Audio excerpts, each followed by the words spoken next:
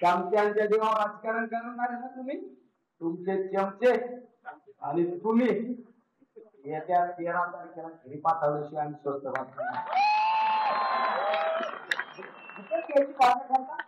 Live मध्ये काय सांगितलं जातं, गरिबांचं राजकारण नाही, आर्थिक निकष बघा, श्रीमंत मुळे अरे माझे काय चुके, माझा प्राथमिक शिक्षक, मी एका सर्वसामान्य कुटुंबात जन्माला आलो, त्यात माझा काय दोषी? अरे मला तुम्ही जर वंचित दलित जर मला समजत असेल तर त्या माझा काय? तर मला जर परमेश्वराने विचारलं असतं तर तुझा जन्म कोणाच्या घरात द्यायचा, मी सांगितलं असतं माझा जन्म घराला कुटुंबात जन्माला घाला. अरे जन्मदाते आपला जन्म कोणाच्या घरात जन्माला यायचं हे माहितच माझी काय चुकी, आर्थिक निकष पाहिजे. अरे तुमच्याकडे सगळं आहे ना. अरे पण माझा बाप जरी प्राथमिक शिक्षक असेल, माझ्या बापाने मला काहीतरी समाजासाठी करण्यासाठी संस्कार ठेवले ना, माझ्यासाठी काहीतरी दिलं ना. अरे जर तुम्ही जर एखाद्या सर्वसामान्य कुटुंबाच्या माणसाची इतके जर वावना करणार असेल तर या जिल्ह्यातल्या गरिबांनी तरी शांत नाही बसलं पाहिजे. निलेश लंके वार नाही, नाव न घेता पालकमंत्री राधाकृष्ण विखे पाटलांवर टीका करू लागले. जर तुमच्याकडे एखाद्या पंचायत समितीला तिकीट मागायला गेलं तर तुम्हाला सुद्धा विचारलं जाईल तुझ्याकडे किती प्रॉपर्टी आहे, तुझ्याकडे काय आहे, तुझ्याकडे किती पैसे. या उत्तमराव पुढे या, हात नका वर करू, हात केला तर सगळे लोक तिकडे बघा, त्यात मी आवाज देतो, या इकडे पुढे. उत्तमराव ठाकरे साहेब इकडे या वर. म्हणजे मी कोणाच्या घरात जन्माला, एखाद्या सर्वसामान्य कुटुंबाच्या घरात जन्माला गेल्यानंतर जर तुम्ही त्याला खेदाने त्याच्याबद्दल जर बोलणार असेल आणि सांगितलं जातं काय, गरीब कुटुंबाचा माणूस असल्यानंतर भ्रष्टाचार करतो. तुमच्या प्रिय 15 टक्के पैसे गोळा केले ना, 15.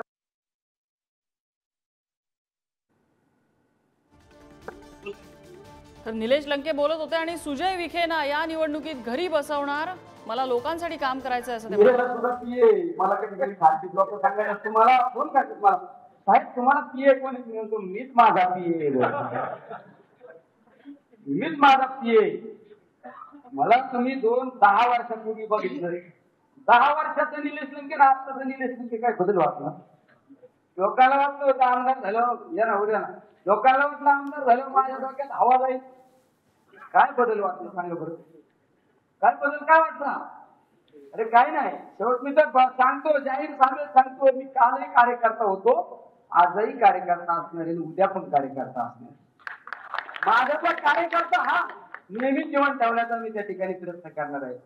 थोडं या ठिकाणी इतक्या मॅसेजवर तुम्ही या ठिकाणी उपस्थित आहे मित्रांनो. आपल्याला या जर निवडणुकीला आपल्याला सामोरं जायचं असेल, आज खास करून आपल्या पारनेर नगर विधानसभा मतदारसंघातील कार्यकर्ते या ठिकाणी उपस्थित ठीक आहे. आपले पाहुणे म्हणून श्रीगोंदा असू, पाथर्डी असू, शेवगाव असू, राऊरी असू, या ठिकाणचे प्रत्येक जण आपल्याला मदत करणार आहे, प्रत्येक जण आपल्याला ताकद देणार आहे.